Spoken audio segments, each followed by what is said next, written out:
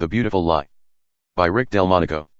The idea that we understand the difference between good and evil fails to consider the complexity and interconnectedness of the infinite layers of influence. Our ability to understand and control this multidimensional system is limited by the resolution of each person in relationship to the mystery of their own mind and the branching out of complexity into a universe we can't explain. Meaning is woven into the fabric of reality. There are no irreducible conceptual structures, unless you consider resolution and scale to be discrete. G. Tonani is wrong.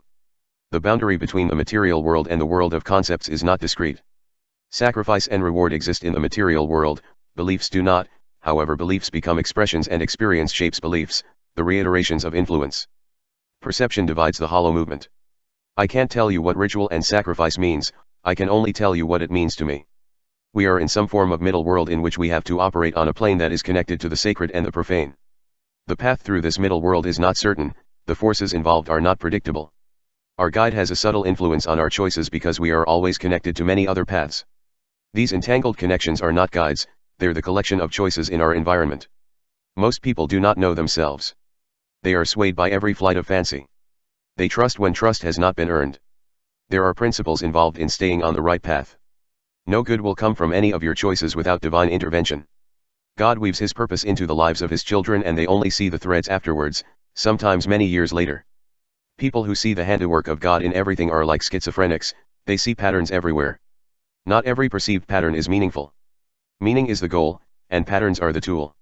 At the other end of the spectrum are people who see no meaning in most of the patterns they encounter. They believe that life is meaningless. The great majority of people only see what they want to see, because the mind does not like to be wrong. Once you have passed the age of mindfulness, around 7 years old, it quickly becomes difficult to revise the conceptual structure your mind has built up. This map of the world is a filtered representation that the mind uses to navigate the world. It is a mixture of reality and expectation. The male hero goes out into the chaos, kills the dragon and brings back the gold. The female hero goes out into the chaos and finds the lost man who has become a monster and through love, redeems him back to society. Is the female hero obsessed with undoing the fall in the garden? Is there free will in heaven? Which behaviors should be allowed in heaven? Is there a continuum between the extreme behaviors of free will and constrained behaviors of a hive mind?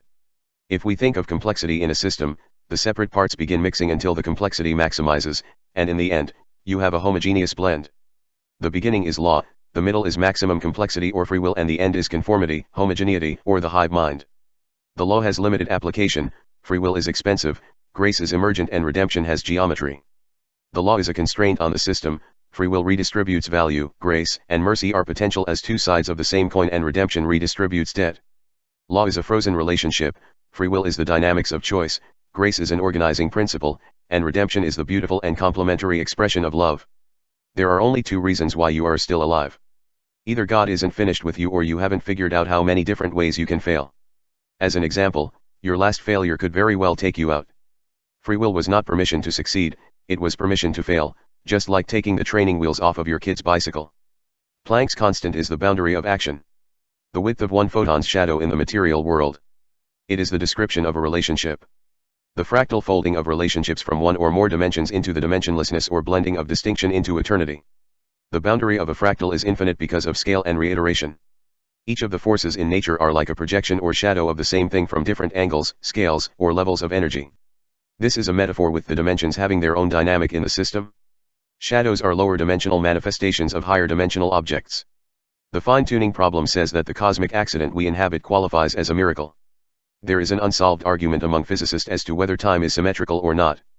I suspect that it is symmetrical up to a certain resolution beyond which, complexity influences the direction of time's arrow.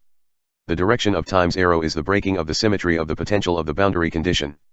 Coffee and cream separate, simple and highly compressible information, the middle state however is highly complex and incompressible with the final state being homogeneous and once again highly compressible. The jewel at the heart of reality is a fractal. The fine structure constant is somehow related to truth but not just any truth, God's truth. Gematria. Fine structure constant, 137 equals the God of truth equals the God of gods equals for an only begotten Son equals miracle of the Lord equals pillar equals crucifix equals foundation of the altar equals Kabbalah equals Amos equals go out / go forth equals I am the truth equals like the angel of the Lord equals the axe equals the seventh equals the surrounding brightness equals tittle. Eve did not understand what death was. She forgot whom to trust. Death is about the quality of the information and contains little or no meaning. Understanding is life, the quality of the information. The more we understand, the more alive we are. It is probably not possible to understand nonsense. Music transcends the mathematical relationships it is constructed from, so we have to ask ourselves, why does music contain meaning? This meaning speaks to the head, the heart, and the spirit. The meaning transcends the music. This is the reason that the inside of the seed is far greater than the outside. No matter what we understand about the outside, the inside is possibility, the impossible becoming possible. This fractal branches out like a tree. The tree is meaningful and the rest of the probability space is varying degrees of nonsense. Free will and desire, meaning and madness, truth and beauty, love and pain. Your actions reveal where your trust lies. All of these things are woven together to create a map. There is more information in the map than you realize. This map is made of stuff, but this stuff is something that cannot be regarded as real. Your beliefs determine the resolution of the map. Every layer has new meaning, but entropy creates nonsense. Do you believe in madness? Love is a curious madness. Pleasure never waits, it is a mask. Desire always does the waiting. Life is fragile, robust, and anti-fragile, depending on the context. Power is not for taking, it is for giving. Notice, it is very different to give life than to take it. In order to get what you need, you have to know what you need. Need is lost in a sea of wants. You can't fix a problem you don't understand. Understanding is life. The direction of time's arrow is pointing down. The pyramid keeps its angle because when it is too steep and the difference between the haves and the have-nots is too great, it collapses under its own weight. When the angle is too shallow, wealth is destroyed. Nobility is seizing dignity, not giving it, the angle of repose. The fabric of society is woven into a tapestry of meaning that becomes worn out by time, and love keeps tying the frayed edges together again.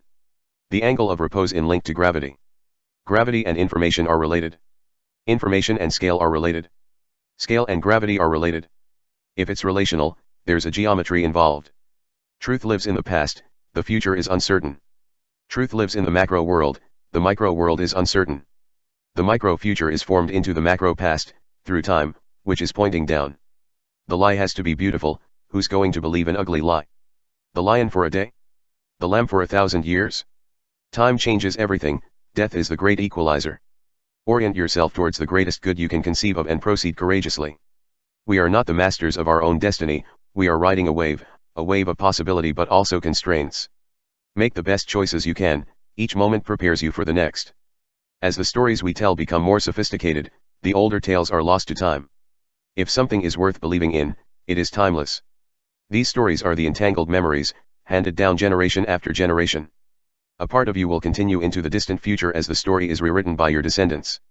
Whatever is meaningful, whatever is lovely, whatever the story becomes, your part is living there.